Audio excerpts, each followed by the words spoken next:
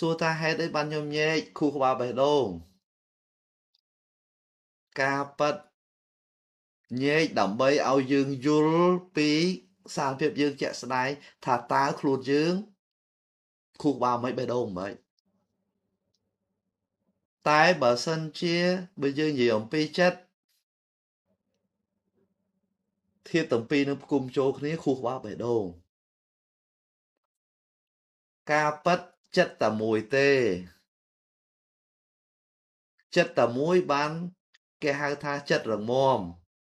អញ្ចឹងចិត្តតែមួយមានន័យថាម៉េចបេះដូងនិងខួរក្បាលហ្នឹងវាសហការរីករាយជាមួយគ្នាវា team work ជាមួយគ្នាអញ្ចឹងបើសិនជាចិត្តតែមួយហើយលែងនិយាយខួរក្បាលបេះដូងទៀតហើយប៉ុន្តែដល់ពេលជាទូទៅយើងលំអៀងយើងមានតែយើងប្រើតែខួរក្បាលដល់ពេលអញ្ចឹងមិន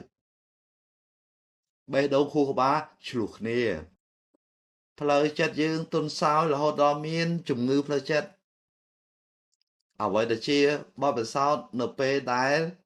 អ្នកដែលមានបញ្ហាផ្លូវចិត្តឬមួយក៏មានជំងឺផ្លូវចិត្តគាត់មកជួបខ្ញុំគាត់តែងតែនិយាយថានៅក្នុងចិត្តនឹងដូចមានមនុស្សពីរនាក់ឆ្លោះគ្នា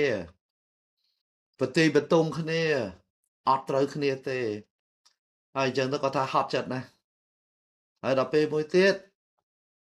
គាត់វាឆ្លោះគ្នាអត់ឈប់ហ្មងណាបេះដូងខួរក្បាលវាឆ្លោះគ្នាអញ្ចឹងត្រូវចាប់អារម្មណ៍ថាហេតុអីបានបេះដូងខួរក្បាលឆ្លោះគ្នាវត្តមានរបស់ចាស់ចិត្តអាក្រក់អញ្ចឹងកាលណាវត្តមានរបស់ចាស់ចិត្តអាក្រក់កូនក្មេងស្អប់ចាស់ចិត្តអាក្រក់ណាស់ដល់ពេលអញ្ចឹងមិនមានចំនួនកើតឡើងហើយ